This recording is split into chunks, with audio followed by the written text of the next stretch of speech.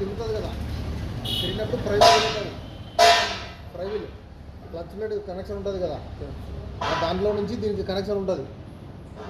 నువ్వు ఇట్లా క్లచ్ వదలంగానే ఈ షాప్ ఇట్లా తిరుగుతుంది ఇట్లా. ఓకే, ఈ షాప్ నుంచి పవర్ ఇక్కడికి వస్తుంది. ఓకే, ఇక్కడికి వస్తుంది. ఈ గేర్కి వస్తారా పవర్? చూడరా ఇక్కడ చూడరా, ఇది గేర్ అంతా ఒకటే కదా, పక్క నుంచి పక్క వరకు అంతే కదా, ఒకటే కదా. సో ఈ మధ్యలో ఏముంటుంది, ఒక స్పేసర్ ఉంటుంది. ఇప్పుడు బండి న్యూట్రల్లో ఉందనుకో, ఏ గేర్ వేయలే, అన్ని న్యూట్రల్లో ఉంది. ఈడ కూడా న్యూట్రల్లో ఉంది. అన్ని న్యూట్రల్లో ఉంటే పవర్ ఏడు దాకా పోతుంది.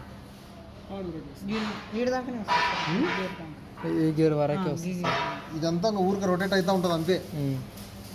ఎప్పుడు పవర్ గేర్ బాక్స్కి వెళ్తుంది తెలుసా? ఇక్కడ ఒక గేర్ వేసినప్పుడు, ఇది ఫస్ట్ గేర్. ఓకే, అయినా కూడా పవర్ వెళ్ళదు కిందికి, అయినా సరే కౌంటర్ పవర్ రాదు. ఎందుకు? మనం ఇంకా ఇంకో గేర్ సెలెక్షన్ చేసుకోలేము సార్. రేంజర్ షాప్ నుంచి రేంజ్ సెలెక్ట్ చేసుకోవాలా, ఏ రేంజ్లో పవర్ కావాలన్నది. స్పీడ్ ఇది కాదు ఇచ్చేది.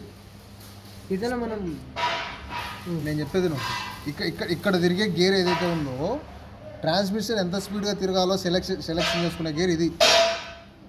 ఫస్టా, సెకండా, థర్డా, ఫోర్తా, ఈ గేర్ సెలెక్ట్ చేసుకుంటే, ఈ ఫస్ట్ గేర్ సెలెక్ట్ చేసుకుంటే కింద కౌంటర్ ఏమైంది? స్లో రొటేషన్ అయింది. స్లో రొటేషన్ పెద్ద గేరు చిన్న గేర్ని తిప్పుతుంది. ఈ గేర్ చాలా పెద్దగా ఉంది కదా, పెద్ద గేరు కింద చిన్న గేర్ని తిప్పుతుంది. అంటే పెద్ద గేర్ నుంచి చిన్న గేర్కి పవర్ వెళ్ళినప్పుడు స్లో అయింది స్పీడ్. చిన్న గేర్ ఉంది ఇక్కడ, చిన్న గేర్ ఇక్కడ పెద్ద గేర్ని తిప్పుతుంది. అప్పుడు ఏమవుతుంది?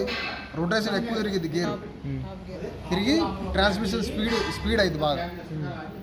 అర్థమైందా? చిన్న గేరు పెద్ద గేర్ని తిప్పినప్పుడు ఆ గేర్ రొటేషన్ ఎక్కువ తిరిగింది, పెద్ద గేరు చిన్న గేర్ని తిప్పినప్పుడు స్లోగా తిరిగింది. సో ఇది గేర్ బాక్స్ మెయిన్ థియరీ ఏంటంటే, చిన్న గేరు పెద్ద గేర్. ఇప్పుడు ఈ చిన్న గేర్ ఉంది కదా, ఈ పెద్ద గేర్ కనెక్ట్ అయ్యి చిన్న గేర్ నుంచి పవర్ పెద్ద గేర్కి వెళ్ళింది అనుకో, స్పీడ్ ఎక్కువ. చిన్న గేర్ తక్కువ ఉంటుంది కాబట్టి రాదు, స్పీడ్ ఎక్కువ ఉంటుంది. పెద్ద గేర్ ఉంటుంది, చిన్న గేర్ కనెక్ట్ అయ్యింది అనుకో, స్పీడ్ తక్కువ.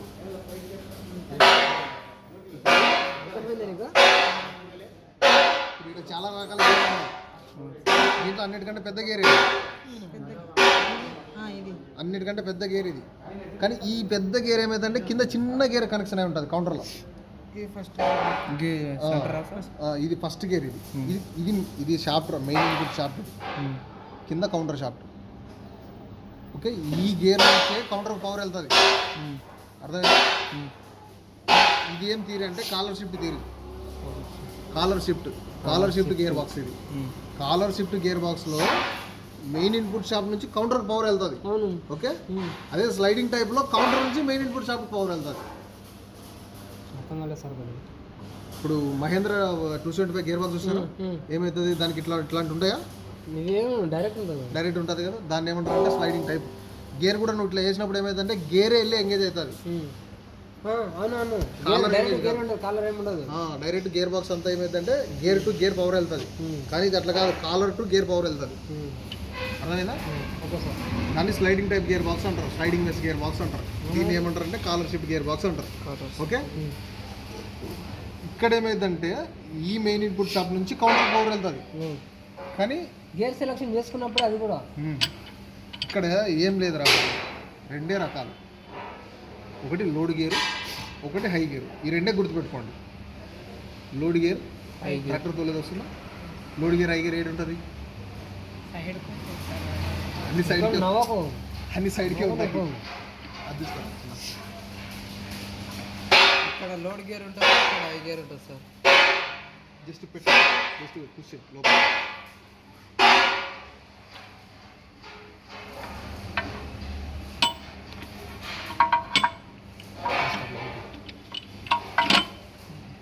ఓకే, లోపలికి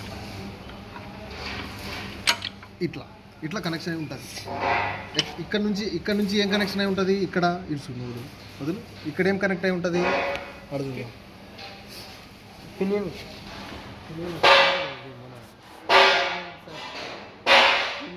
ఓకే, మధ్యలో మధ్యలో బుష్ ఉండాలి, బుష్ లేదా బుస్ లేదు దీనికి.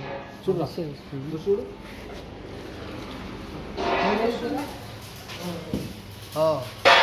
ఇది దీని ద్వారా పోతుంది. బుష్ ఉంది కదా, కొడతానే ఉన్నారు కదా అయ్యా.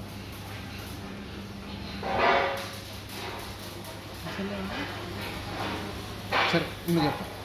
ఈ బుష్ ఉంది కదా, ఈ బుష్ దీనికి దానికి కనెక్షన్ అయి ఉంటుంది. ఓకే, సో ఇక్కడ నుంచి వచ్చే పవర్, ఇక్కడ నుంచి వచ్చే పవరు ఈ బుష్ నుంచి వెనకాల టైర్లకు వెళ్తుంది, పవర్ పీనియన్కి వెళ్తుంది. పీనియన్ స్టార్ వీలు క్రాస్, ఒక పీనియన్ స్టార్ వీలు పెద్ద గేర్ చూసినావు కదా, స్టార్ వీల్ క్రాస్లు వేస్తారు కదా, స్టార్ వీలు లోపల చిన్న గేర్లు వేస్తారు కదా, దానికి పవర్ వెళ్తుంది దీని నుంచి. ఓకే, ఇప్పుడు ఇది ఎంత స్పీడ్ తిరగాలి అంటే ఇది ఎంత స్పీడ్ తిరగాల అనేది ఎక్కడ ఉంటుందంటే ఓన్లీ ఈ రేంజర్ సెలెక్షన్స్లోనే ఉంటుంది. అర్థమైందా? ఇక్కడ ఈ గేర్ వచ్చి ఇక్కడ కనెక్ట్ అయిందనుకో, ఈ గేర్ వచ్చి ఇక్కడ కనెక్ట్ అయిందనుకో, మొత్తం గేర్ బాక్స్ హై స్పీడ్లో తిరుగుతుంది. అంటే రోడ్డు మీద వెళ్ళేటప్పుడు వేసుకుంటాం కదా స్పీడ్. అవును సార్. అప్పుడు ఇక్కడ ఏమవుతుందంటే ఎంత రేంజ్లో తిరగాలన్నది కనెక్షన్ ఇక్కడ. ఓకే, ఇక్కడ నుంచి నువ్వు మళ్ళీ ఇక్కడ సెలెక్ట్ చేసుకుంటావు ఒక ఫస్ట్ గేర్ వేసినావు, లేదా ఫస్ట్ అయిపోయింది, దాని తర్వాత సెకండ్ వేసినావు, దాని తర్వాత థర్డ్ వేసినావు, థర్డ్ కూడా నువ్వు వేసి మళ్ళీ ఏం చేసావు, ఫోర్త్ వేసినావు, మళ్ళీ ఫిఫ్త్ వేసినావు. ఇది ఫస్ట్ గేర్. ఓకే, దాని తర్వాత వచ్చేది సెకండ్, థర్డ్, ఇది ఫోర్త్, ఇది ఫిఫ్త్, ఇది ఫోర్త్. Okay okay. సో ఇది ఓకే, ఎంత స్పీడ్లో పోవాలో ఇక్కడ సెలెక్ట్ చేసుకుంటాం. అది హై స్పీడ్ రేంజా లో స్పీడ్ రేంజా అన్నది ఇక్కడ సెలెక్ట్ చేసుకుంటాం. ఇది వేస్తేనేమో లోడ్ గేర్, వేస్తేనేమో ఐ గేర్. ఇది రివర్స్ గేర్, ఇది రివర్స్. ఇది ఇట్లా ముందుకు వేసామనుకో మొత్తం ట్రాన్స్మిషన్ ఇట్లా తిరిగింది. ఇప్పుడు క్లాక్ అంటే గడియారంలో ముళ్ళు ఎట్లా తిరుగుతాయి, గడియారంలో ముళ్ళు ఎట్లా తిరుగుతుంది, ఇట్లా తిరుగుతుంది సార్. ఎట్లా మేడం చెప్తుంది, గడియారంలో ముళ్ళు ఎట్లా తిరుగుతుంది మేడం. అరే గడియారంలో ముళ్ళు క్లాక్ వైజ్ అని చెప్తావు, ఎట్లా గడియారంలో ముళ్ళు ఎట్లా తిరుగుతుంది అని చెప్పి మొత్తం రైట్ చెప్తాను.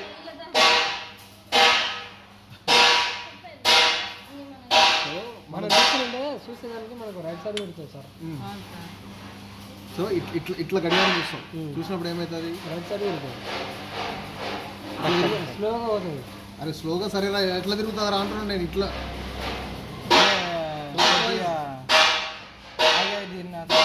కాదు, ఇది క్లాక్ వైజ్ అంటారు దాన్ని, ఇది ఇట్లా తిప్పితే యాంటీ క్లాక్ వైజ్ అంటారు. సో మనకు ఇట్లా ఎప్పుడు రొటేట్ అయినా సరే క్లాక్ వైజ్, ఇట్లా ఎప్పుడు రొటేట్ అయినా యాంటీ క్లాక్ వైజ్. ఇప్పుడు ఇక్కడ నుంచి వచ్చే పవర్ మొత్తం ఇప్పుడు ఫార్వర్డ్ మోషన్లో రొటేట్ అవుతూ ఉంటుంది. వెన్ ఎప్పుడైతే నువ్వు రివర్స్ ఐడియల్ గేర్ సెలెక్ట్ చేసుకుంటావో మొత్తం ట్రాన్స్మిషన్ యాంటీ క్లాక్ వైజ్. అప్పుడు ఏమంటే